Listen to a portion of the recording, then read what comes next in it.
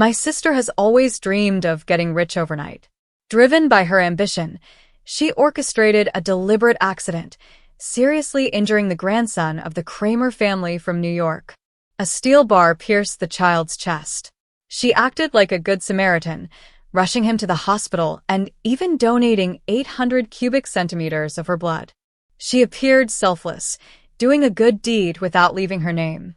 Yet, as soon as the child was out of danger, she quickly left the hospital, hoping her act of kindness would lead to an even greater reward.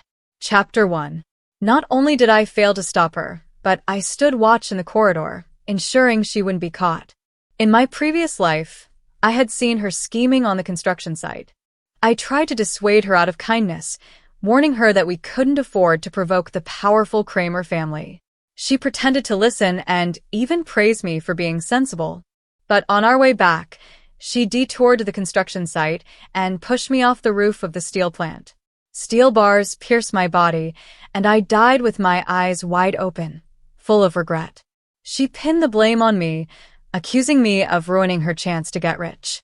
When I opened my eyes again, I found myself back on the day of the accident. This time, I'm going to let her dig her own grave. The Kramer family's grandson was undergoing emergency treatment in the operating room. Julia Reed, my sister, stood by the window, transfusing blood to save the child. Her delicate face was filled with feigned concern, and her beautiful dress was smeared with blood. To anyone watching, she looked like a selfless savior, not the mastermind behind the accident. After the nurse drew her blood, Julia pressed on anxiously. "Is that enough? If not, take more. I can give as much as needed. The child is so young. You have to save him. Otherwise, I'll never be at peace for the rest of my life." The nurse, impressed by her apparent beauty and kindness, reassured her that the child didn't need any more blood and that what she'd given was more than sufficient. Julia pretended to be deeply grateful, bowing to thank her. When asked for her name, she skillfully changed the subject. It was all part of her plan. Her details were already on the blood transfusion receipt. She wanted to appear as someone who saved a life without seeking a reward, knowing this would compel the wealthy Kramer family to give her even more. After all, money was the one thing the Kramer family never lacked. As soon as the nurse disappeared into the operating room, Julia dropped her act. She grabbed my arm tightly, making me wince in pain. "From now on, keep your mouth shut. You know what to say and what not to say," she hissed. "We're in this together. If the Kramer family finds out what I've done, you won't escape either." She expected me to object, like I had in the past. But this time, I simply let her hand go and smiled. "Don't worry. You're my sister. Who else would I support if not you? When the Kramer family rewards you, open your company. Just give me a front desk job to make a living." Julia looked at me with satisfaction, snorting as she wiped the blood off her hands. "What our parents said is true. You're useless. You'll spend your whole life working for others. If you don't rely on me, you'll never live in a decent house, no matter how hard you work." I nodded meekly, pretending to be timid and afraid. In my previous life, my resistance had led to my gruesome death. But this time, I had a different plan. Not only would I refrain from stopping her, but I would even lend her a hand. I wanted to watch her destruction unfold after crossing the Kramer family. Julia, oblivious to my thoughts, smirked at my expression. "Stop pretending. Just looking at you makes me angry. When I open my company, I'll make you my secretary. I'll even find you a driver. That should be enough for you to live comfortably for the rest of your life." With that, she dragged me to the elevator. Sure enough, when we stepped out, we came face to face with Albert Kramer, the prince of the New York elite. Chapter 2. She glared at me with fierce intensity. Panicking, I quickly used the excuse of a stomachache and slipped into the bathroom. What a joke. Now I'm entangled in her scheme. When her trick gets exposed, won't I be dragged down with her? Moments later, I heard my sister's sweet, practiced laugh echoing down the corridor. "No need to thank me. Saving lives is the right thing to do. The child is only 5 years old. I couldn't just turn a blind eye. I was just lending a hand." I don't expect any kind of reward. I actually have other matters to attend to, so I'll take my leave now." When the assistant tried to offer her a bank card as thanks, she made a hasty exit. However, she deliberately left behind a business card with her contact information. I stepped out of the bathroom and hid at the end of the corridor, debating whether I should just run away. But before I could act, I overheard Albert's conversation with his assistant. "Find out if this incident was truly an accident or premeditated. Don't involve the police. I'll handle this personally. If anyone dared to harm my son, I have countless ways to make them regret it. Investigate everyone at the factory who was present when it happened. Check the broken steel bars. I want to know if they are poorly secured. Let's see what's tougher, the steel bars or the culprit's life." The assistant nodded repeatedly in agreement. As Albert glanced at the business card left by Julia, I hesitated, bracing myself for his next move. "And about this Julia? Don't worry about her for now. Let's see how my son is doing. I'll deal with her when he wakes up." After Albert and his group entered the elevator, I finally let out a shaky sigh of relief. The Kramer family wields incredible power in New York. Julia dared to mess with their heir. It seems her future is bound to be miserable. Once I left the hospital, I noticed that Julia's car was gone. I tried calling her, but no one picked up. With no other choice, I flagged down a taxi and headed home. As soon as I stepped through the door, my father hurled an ashtray at my head. Blood began trickling down instantly. My mother's scolding followed right after. "Alice, can't you show some ambition for once? You're absolutely hopeless. Your father has worked tirelessly on construction sites for years. Meeting Mr. Kramer with his son on an inspection is a once-in-a-lifetime chance. If you won't help your sister, at least don't sabotage her." My father slapped the open wound on my forehead, and I winced in pain. "Julia told you to leave the hospital immediately. Are you deaf? Or are you trying to steal her credit for saving that child? How could I have raised such a useless child? If Mr. Kramer finds you, how will we pull off the rest of this plan? How can we even ask for compensation? You're an absolute fool." So, they knew this was extortion all along. Not only that, but they fully supported Julia's malicious plan. In my previous life, they had blamed me for ruining her scheme and hadn't even bothered to collect my body. I no longer cared about keeping up appearances with them. Steal her credit for saving someone? Or take the fall for her nearly killing someone? I don't have the stomach for either. Everything about this is rotten to the core. My father, enraged, raised his hand to hit me again. But Julia, who had returned home early, intervened. "Don't waste your energy on her. She's just a useless piece of trash who can't be counted on for anything. It's a good thing I thought ahead and left a business card before leaving the hospital." At her words, my mother's angry scowl melted into a beaming smile. "Julia, you've always been smart. I've said it since you were a child. You're destined for greatness. Unlike someone else here, who's more trouble than they're worth. A lazy donkey. 20 years of raising her, and she's been nothing but a financial drain." Too tired to argue, I retreated to my room and grabbed some tissues to stop the bleeding from my wound. In the living room, Julia was still animatedly recounting her version of the events, basking in their praise. Chapter 3. When I heard about the child falling, I couldn't hold back a sneer. "Don't underestimate Mr. Kramer's intelligence just because you lack it." "What do you mean by falling? Do you think you can bury your dirty deeds under a shallow excuse like that? What about the steel bar's hardness? Do you really believe it would break so conveniently? And that it just happened to hit the child? Fool others if you must, but don't fool yourself." My parents' expressions shifted, and they rushed into my room, visibly agitated. One of them slapped me hard across the face. "I knew you were useless. Keep those opinions to yourself from now on. If you dare to ruin your sister's plans, I'll break your legs myself. Remember, this accident was nothing but an accident. Your sister saved Mr. Kramer's son out of kindness. It's only fair for the Kramer family to reward us. And if they don't, they're the ones being heartless." I covered my stinging cheek and let out a dry laugh, their shamelessness making my stomach turn. "So, I'm useless for trying to earn money honestly? But if I don't resort to blackmail like her, I'm worthless.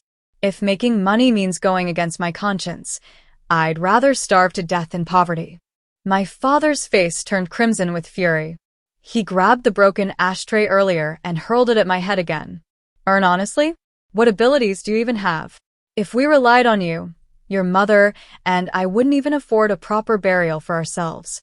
It's bad enough that you're useless, but now you have the audacity to badmouth your sister? Look at yourself. What have you ever achieved? If I'd known, I might as well have married you off for a measly dowry. Blood from the ashtray wound trickled down my face, the heat of infection searing into my skin, but my heart felt colder than ever. I'm your daughter, not some commodity for you to trade for cash. If you loathe me so much, why didn't you stop at having Julia? Why even bother giving birth to me? For a fleeting moment, panic crossed both my parents' faces. But before they could lash out again, Julia interjected smugly, "Don't waste your breath on her. She's doomed to stay poor her whole life." When we were at the hospital, she was already groveling, saying I should hire her as a receptionist once my company opens. What else can a useless person like her say? And did you notice Mr. Kramer's look today? It wasn't ordinary. His wife passed away years ago. If he contacts me in the next few days, I might just catch his eye. If that happens, forget millions. I'll be set for life.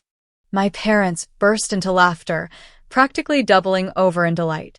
They lavished Julia with praise, calling her their pride. But only I noticed the truth. The way Albert looked at her was not admiration but suspicion. If Julia dared to cross the Kramer family, even 10 lives wouldn't save her.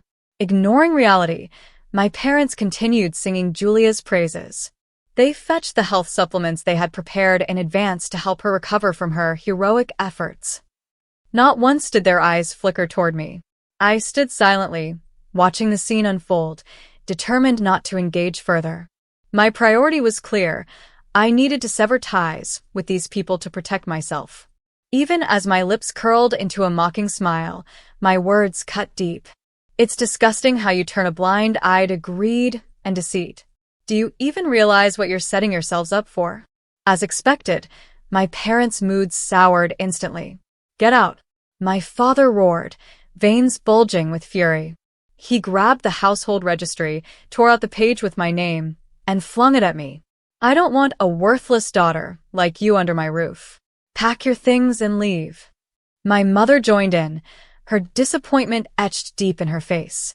Julia, scrolling on her phone, didn't even look up. With a scoff, she added, I was going to offer you a job once my company was running, but since you clearly despise me so much, don't come crawling back to me later when you're unemployed. My goal was accomplished. Smirking, I bent down to pick up the torn page. One day, you'll realize just how dangerous it is to meddle with the Kramer family. When that day comes, we'll see who ends up on their knees, begging for mercy. With that, I left the house, heading straight for the nearest pharmacy. The clerk's eyes widened at the sight of my bloodied head. She looked hesitant as she handed me the medicine, her voice trembling. Miss, you should really go to the hospital for this. Chapter 4. Before I could leave the pharmacy, the infection from my wound caused me to faint, collapsing right there on the ground. When I opened my eyes again, I found myself lying in a hospital ward. A nurse was quietly changing my dressing, seemingly unaware that I had woken up. She chatted openly with her colleague, their conversation floating through the room without restraint. Did you hear about the boy staying downstairs? He's apparently the grandson of the Kramer family. He's in critical condition, and Mr. Kramer is beside himself with worry. He even called in a team of international experts overnight to consult on the case. How could such a young child get injured so badly? Could it be some sort of malicious revenge tied to business competition? Who knows? Mr. Kramer's wife passed away years ago, and this boy is his only child. He treats him like everything he does. Whoever dared to harm him must have a death wish. The boy's condition is still precarious. The bodyguards stationed outside his ward don't look like your typical security detail. Shh, stop talking. We don't want to get into trouble. Those bodyguards are probably mercenaries, not amateurs. Once they finished changing the dressing, The nurses left the room, but their words sent a chill through me. The Kramer family was far more complex and dangerous than I had imagined. Julia's fate was sealed. Without wasting another moment, I hurriedly made arrangements to discharge myself from the hospital. But as I stepped into the hallway, I ran into Mr. Kramer's assistant. His face was etched with worry as he hurriedly questioned passers-by about their blood types. "The boy's wound is badly infected, and he's losing blood fast," he explained. "The hospital's blood bank doesn't have enough in stock." For a moment, I hesitated, then gritted my teeth and stepped forward. "I can help," I said. This was my attempt to atone for Julia's sins. The situation was urgent, so the hospital fast-tracked my paperwork. There was no time for formalities or even a receipt for the blood transfusion. They whisked me into the procedure room immediately. After the transfusion, I overheard that the boy's condition had stabilized. Relieved, I quietly removed the 4-needle and slipped out of the hospital without leaving any personal information. Once I was discharged, I rented a small, inexpensive apartment on the outskirts of the city. My meager salary only allowed for a rundown unit, conveniently located near the very construction site where the accident had occurred. From my window, I could see that the site had been shut down. Warning fences surrounded the area, and workers were being interrogated. Standing in the center of it all was Albert Kramer himself. Terrified of being spotted, I stayed holed up in my apartment, refusing to set foot outside. Julia, however, was the complete opposite.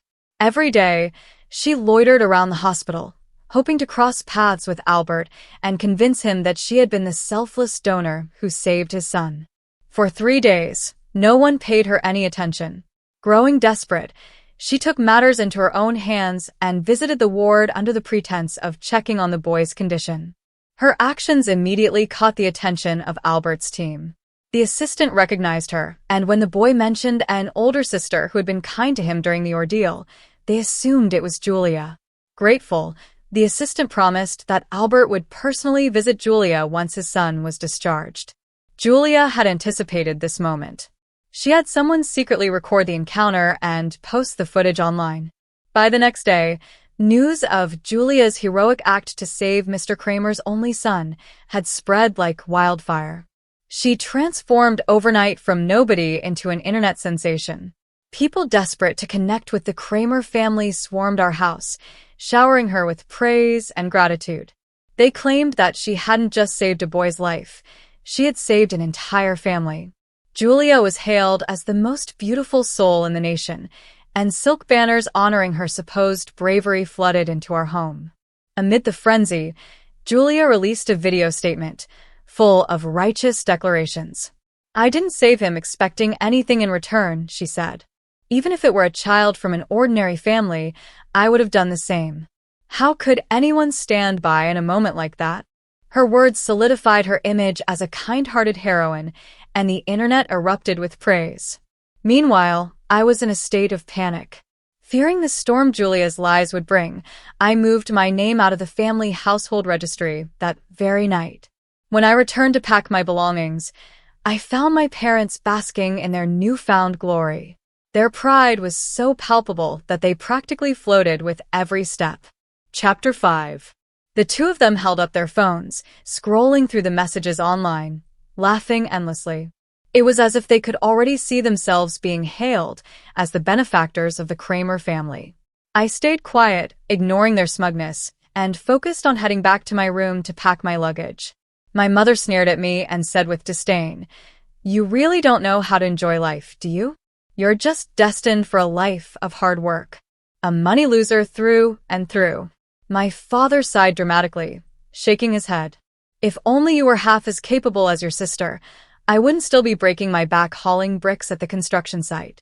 Julia strutted over with her phone, waving the screen in front of me like a trophy. "You're so clueless, aren't you? Mr. Kramer has already reached out to me. He wants to meet." Her voice dripped with smugness as she continued, "He knows all about what I did for his son. He even sent me a ton of expensive supplements. You couldn't afford these even if you worked every day of your miserable life." She leaned in closer, her tone oozing mockery. "There's still time to get on my good side. You are my sister after all. If I get the money, maybe I'll toss you $20,000 out of pity." Her words made my stomach churn, and I couldn't hold back. "Have you lost your mind?" I said sharply. "Mr. Kramer's son has been injured for days, and you've been spreading that story yourself. Do you think they'll just hand over money? You're practically signing your own death warrant." No sooner had I said this than my mother gasped loudly. She had just spotted a new post online, a clarification statement issued by the Kramer Group. The statement declared that Mr. Kramer's son had been on vacation abroad all along and was never injured. It branded the online rumors as false and vowed to hold those responsible legally accountable. Within moments, the once busy comment sections were silenced, and every post about Julia vanished from the platform. Julia's face drained of color, and she froze. My parents, too, began pacing frantically around the room. Then, just as panic took hold, Julia's phone pinged. Albert Kramer had sent her a message. "I'll send someone to pick you up. Be downstairs in 5 minutes." At once, her nervous expression melted away, replaced by a triumphant smirk. She waved her phone in my face. "See? The Kramer family isn't going to make a big show out of this. It's natural for a wealthy family to keep a low profile. But they still contacted me right away. They're probably sending money as we speak." Her voice turned cutting. "You're so spineless. You'll never amount to anything. You're not even fit to carry my shoes. Get lost." She shoved me aside and strutted into her bedroom to change. Meanwhile, my parents turned their frustration on me. "You're useless," my father barked. "You don't have your sister's talent, but you're quick to tear her down. Why did we even bother raising you? If you want to leave, then leave." My mother snapped, her voice rising with anger. "All you do is get in the way." Her eyes glistened with excitement as she added, "This is our chance. We made the right gamble. Who knows, maybe we'll be moving into a villa by tonight." My father, already caught up in his fantasies, pulled out his phone and began browsing for luxury cars. He called a dealership to reserve a Maybach on the spot. My mother, not to be outdone, dug out a dress she had stashed away for years, applied flawless makeup, and started planning a shopping spree. Seeing their unbridled excitement, I quietly returned to my room to finish packing. As I stepped outside with my belongings, I was met by a crowd of neighbors who had gathered after hearing the commotion. Envious voices filled the air. "Your daughter is a real blessing. I saw the news online. It's the Kramer family. You'll never have to worry about money again. Don't forget about us when you're living in luxury." If I'd known this could happen, I'd have sent my husband to work on the Kramer family's construction site. This is like winning the jackpot. I heard the steps in the Kramer family manor are made of actual gold. My parents basked in the attention, grinning from ear to ear. They eagerly reassured everyone that once Julia opened her company, they'd be more than happy to help their neighbors. Amid their laughter and chatter, the Kramer family's car pulled up outside. 5 imposing bodyguards stepped out, their expressions cold and menacing. "Which one of you is Julia?" one of them asked sharply. "Come with us to the construction site. Mr. Kramer wants to see you." Chapter 6. The jubilant expressions on my parents' faces vanished instantly. Julia, who had been glowing with pride just moments ago, looked like she had seen a ghost. The neighbors quickly fell silent, their laughter dying as they exchanged uneasy glances, unsure of what was unfolding. Julia hesitated for what felt like an eternity before cautiously stepping forward. Her voice wavered as she asked, "Are you really Mr. Kramer's bodyguards? What do you want with me? Did Mr. Kramer send you a thank you gift, or?" She trailed off mid-sentence, the growing impatience in the bodyguard's expression making her voice falter. The panic in her eyes betrayed her feigned confidence.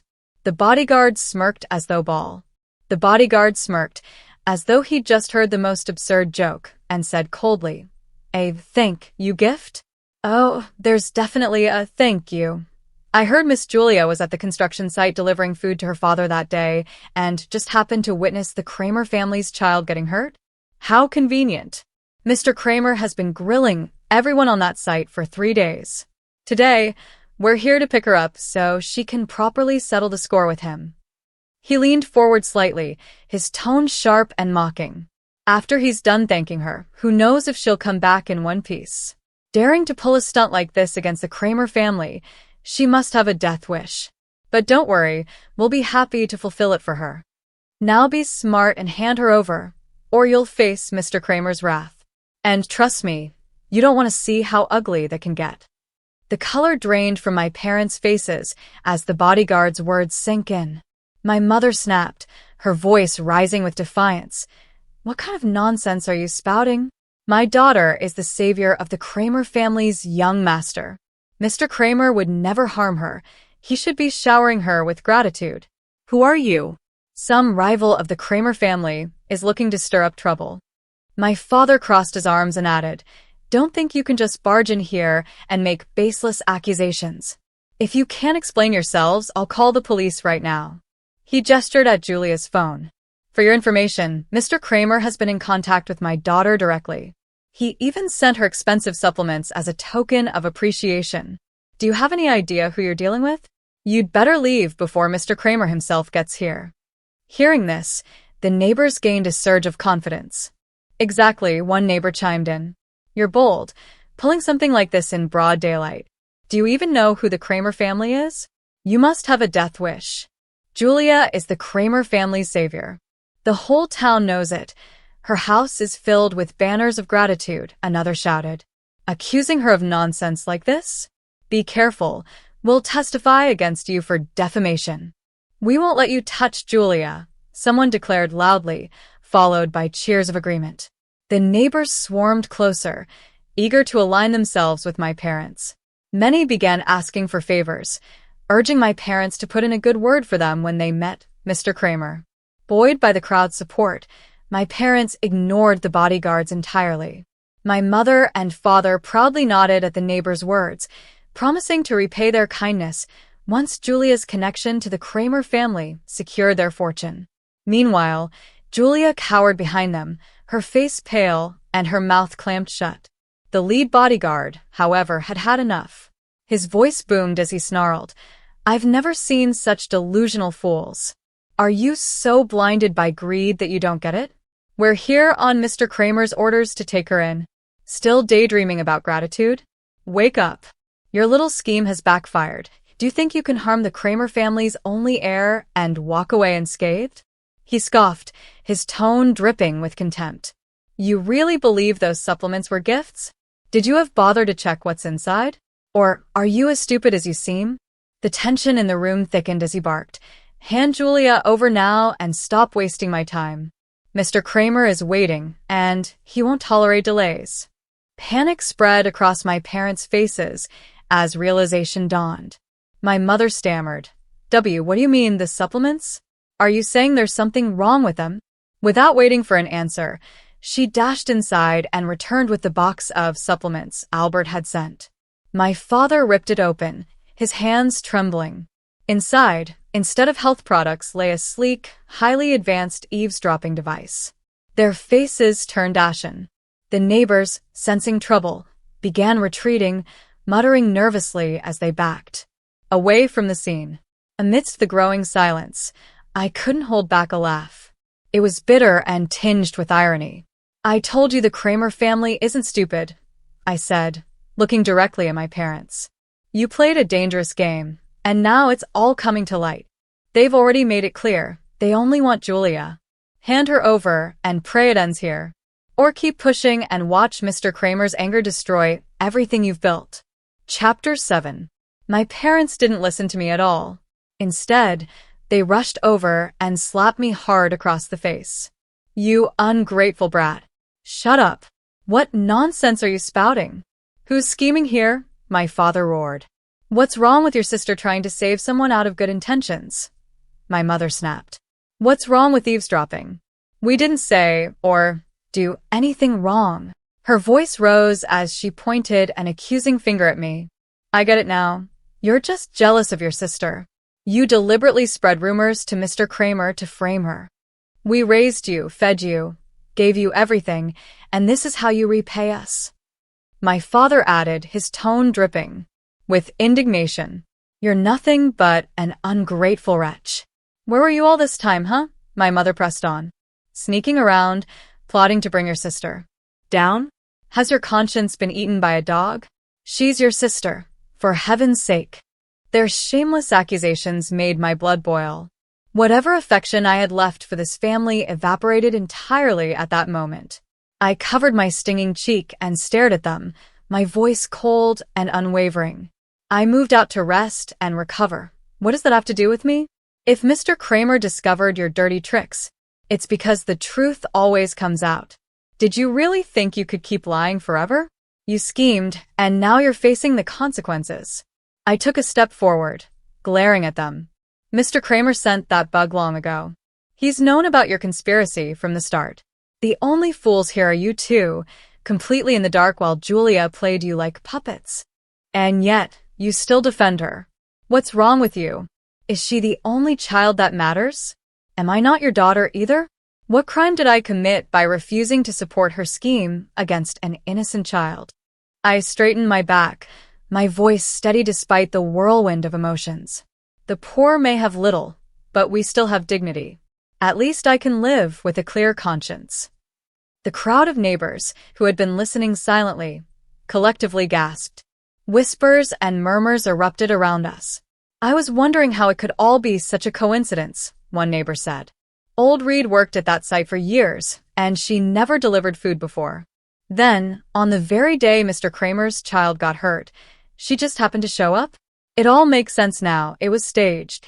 Another chimed in. To harm someone else's child and then pretend to be a savior? And to think she even ed about it online. Who would stoop so low? That's the Kramer family, a third voice added. Did she really think they'd let this slide? And now she's blaming her sister to cover her tracks? No wonder Alice has been bullied by them all these years. She's the only decent person in that family. The mounting chatter seemed to crush my parents, who stood frozen as their faces turned ashen. Then Julia, who had remained silent until now, suddenly pointed at me and shouted at the bodyguard. She's Julia. She's the one who delivered food to the construction site that day. Take her. She's the one Mr. Kramer is after. My parents' eyes darted to each other in panic before they quickly chimed in. Yes, yes. That's Julia. She's our eldest daughter. Take her. She's the one responsible for Mr. Kramer's child getting hurt. My father added desperately. She even tricked us. I stared at them in disbelief, my body frozen in place. They were actually throwing me under the bus to protect Julia. My chest tightened, but instead of breaking down, I laughed, a hollow, bitter sound. I'm Julia, I said, my voice dripping with sarcasm. Dad, Mom, the neighbors are all here. They've watched me grow up. Do you think they can't tell who I am? I took a deep breath and glared at them. How far will you go? What did I ever do to deserve this?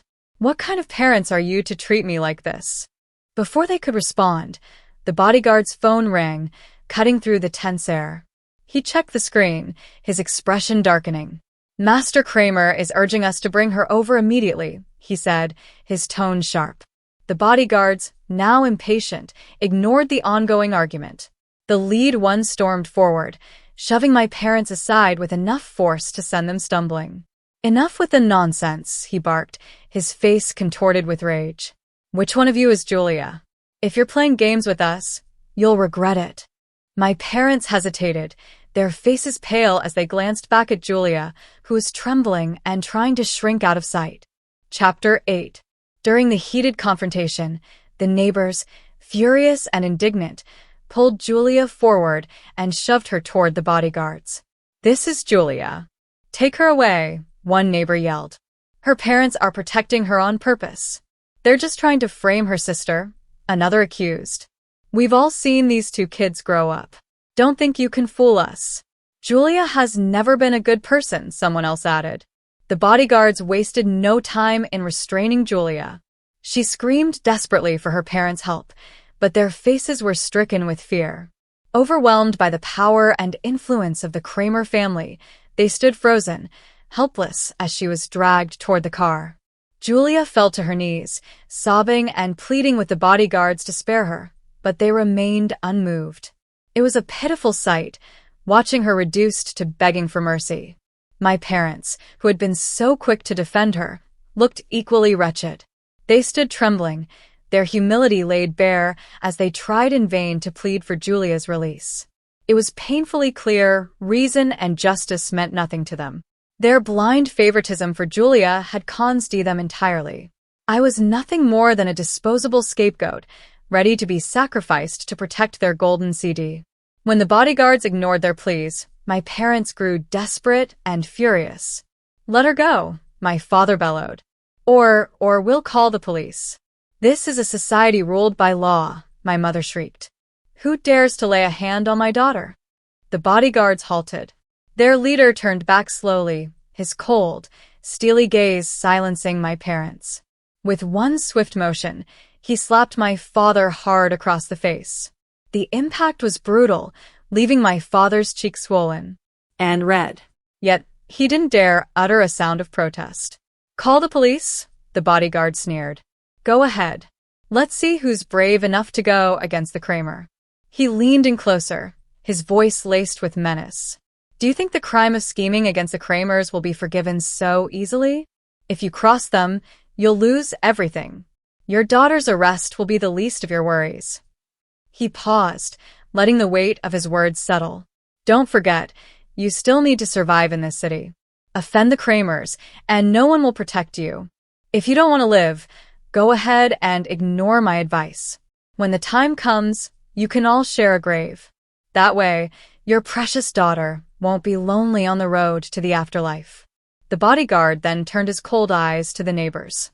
"And as for you all, if a single word about today slips out, you know the consequences." The neighbors hastily nodded, their faces pale with fear. "We didn't see anything," they muttered in unison. Satisfied, the bodyguards left, dragging Julia into the car. The vehicle roared to life, spraying exhaust fumes in my parents' faces as it sped off. They stood there, defeated and dejected, their voices trembling with disbelief. "How could this happen? How could this happen?" my father mumbled. "Julia is the Kramer's benefactor," my mother cried. How could they repay kindness with hatred? Their refusal to accept reality was pathetic. I had no patience left for their delusions. Turning on my heel, I prepared to leave. But just as I stepped away, another car pulled up. This time, the man who emerged was calm and polite. "Miss Reed?" he asked, addressing me directly. "Mr. Kramer has sent for you." Hearing this, my parents' eyes turned red with fury. They lunged at me, their faces twisted with rage. "You wretch! I knew it was you," my mother screamed. "You framed your sister. You're just jealous of her. You stole the credit for saving someone, didn't you?" my father shouted. "You're nothing but a heartless beast. How could I have raised such an ungrateful child? Speak up. Tell the truth and get your sister back. Or I swear, you're no daughter of mine," my mother shrieked, clawing at me. Before I could respond, the assistant stepped forward. With a swift, effortless kick, he sent my parents sprawling to the ground. They landed heavily, too stunned to get up. "Enough," he said coldly. Then he turned to me, his demeanor softening. "Miss Alice, please come with me." I hesitated, unsure why Albert Kramer would summon me. The only explanation I could think of was that he believed I had been involved in Julia's plot. But I had done everything I could to distance myself from her schemes. Just moments ago, I had openly defied my parents to make my stance clear. And yet, I couldn't shake the sinking feeling that none of it mattered now. Why won't he let me go? Chapter 9. If he wanted to arrest me, why didn't he have the bodyguards take me away earlier? Did he leave me behind on purpose, to test if Julia and I were working together? A storm of doubts churned in my mind, leaving me unsettled for the entire ride. The car didn't head to the construction site as I expected. Instead, it stopped in front of a hospital. The assistant escorted me to the door of the ward where Albert's child was recovering. He bowed deeply before speaking.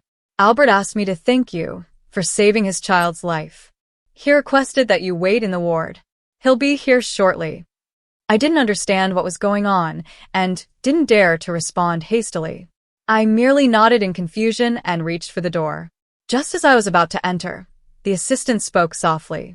Ms. Alice, living with such principles in a family like yours must be incredibly difficult. His tone was sincere.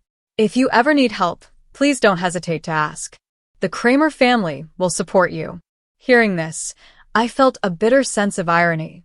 In my past life, I had died with my eyes open, filled with regret. He was right, it hadn't been easy, and it had cost me dearly. I couldn't help but laugh bitterly at myself. Albert Kramer had discovered the truth despite everything, and now even his assistant spoke with admiration, which only deepened my confusion. I wanted to ask him directly what Albert's intentions were, but he seemed cautious and unwilling to say more. With no other choice, I entered the ward. Thankfully, the child had been out of danger for 3 days and was recovering well. He could even speak again. When he saw me, his eyes lit up and he waved excitedly. Sister, you're here. I sat beside him, smiling and nodding, but then he leaned close and whispered in my ear, his voice small and secretive. Don't worry, I haven't told anyone about what happened that day. We made a promise, and I'll keep it. I won't tell anyone. I gently patted his head and asked about his injury, how it was healing and if it still hurt. Children don't lie. He said it didn't hurt, but his pale face and the cold sweat on his brow whenever he moved told a different story. I quickly stopped him from moving further, laying him back down gently. I adjusted the quilt to keep him warm and told him a story to help him relax. The boy was so well behaved. Exhausted by his injuries, he drifted off to sleep within minutes. He was only 5 years old, yet he had already endured so much.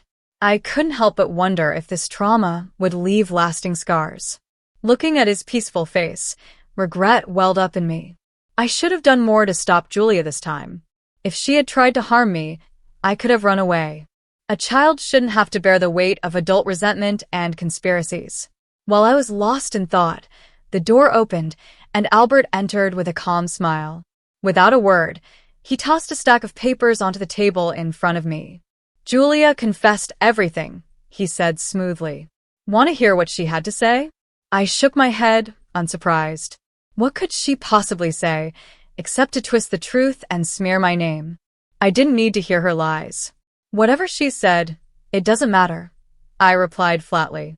I'll bear whatever consequences she wants to throw my way. But don't lump me in with her. It's disgusting. To my surprise, Albert didn't get angry. Instead, his smile deepened, as if my reaction had been exactly what he expected. He leaned back slightly, studying me before speaking. Last time, you saved my son's life. What reward do you want? Just name it. I always repay kindness and settle grievances fairly. I stared at Iandispella, my eyes wide. You're not blaming me? I asked cautiously. Why would I blame you? His tone was calm. Were you the one who planted the steel bars? I frowned, unsure where he was going with this. Of course not, I replied. Then that's all that matters, he said, his gaze unwavering. Chapter 10. The conversation between us was strangely harmonious, almost unnervingly so. Thinking of the bodyguards who had taken Julia away, I couldn't resist asking, How's Julia? Dead. His tone was calm, as if he were casually discussing his breakfast. A chill ran down my spine. I grew tense, fully alert in his presence. The news of Julia's death had been kept tightly under wraps. Even my parents were unaware. When they called me, their voices were filled with panic. Where are you? Did you see Mr. Kramer? How's Julia? You have to tell him it was you. Beg him not to blame Julia. This is your fault, too. It didn't stop your sister. You were part of this. If Mr. Kramer wants revenge, don't think you can escape it. Admit it. Take the blame now, and when you return, your father, Julia, and I will owe you forever. Do you hear me? I stayed silent, not because I agreed, but because Albert was standing so close that I could feel his steady heartbeat and the faint warmth of his breath. Sweat began to bead on my forehead. When I finally spoke, my voice trembled. I haven't seen Mr. Kramer, and I won't confess to something I didn't do. Julia's an adult. She should take responsibility for her actions. I warned her, but she didn't listen. If anything happens, don't blame me. My resolute tone only fueled their rage. They started shouting obscenities over the phone. Just as I was about to hang up, Albert calmly took the phone from me. "Have you cursed enough?" he said, his voice chillingly composed. "I've sent you a big gift. Be sure to sign for it. You won't see Julia again, but I'll generously provide a portrait of her, for Alice's sake, of course." Before my parents could respond, the sound of sirens echoed through the phone. My face turned pale. "Did you call the police?" I asked Albert, my voice trembling. "You told them not to get involved." He smiled faintly. "Who said this is about the child? It's about you."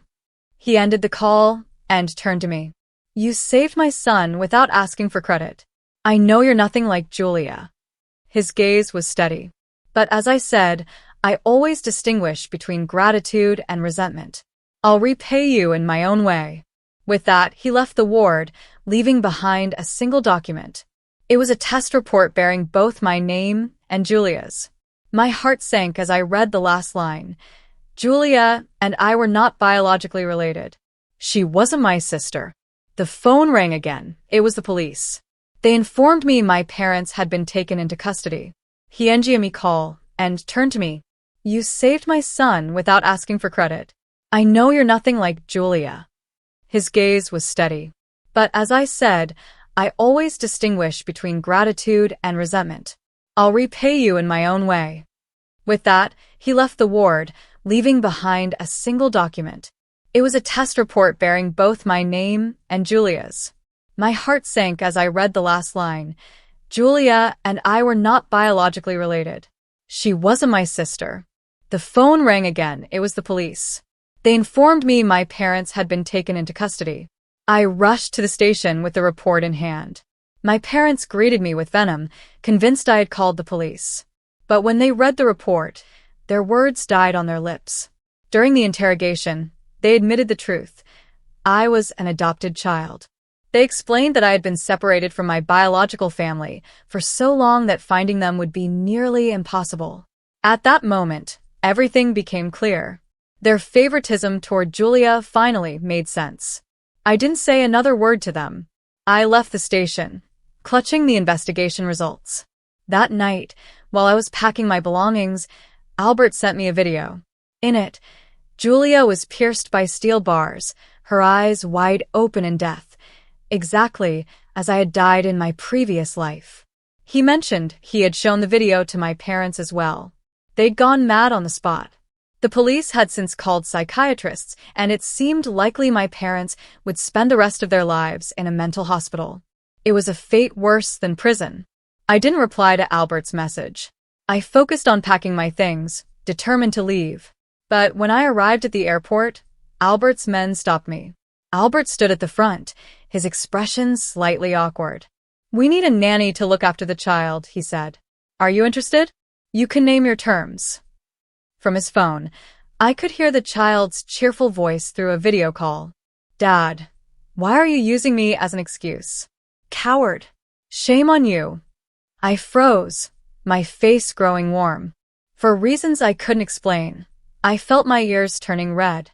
As I considered running, the child's voice came again. "Alice, if you leave, I won't keep your secret." "Dad." Alice said you dash. Albert hastily ended the call, looking flustered. "I promise. I'll stay." I blurted, embarrassed. "But this kid, he's talking nonsense."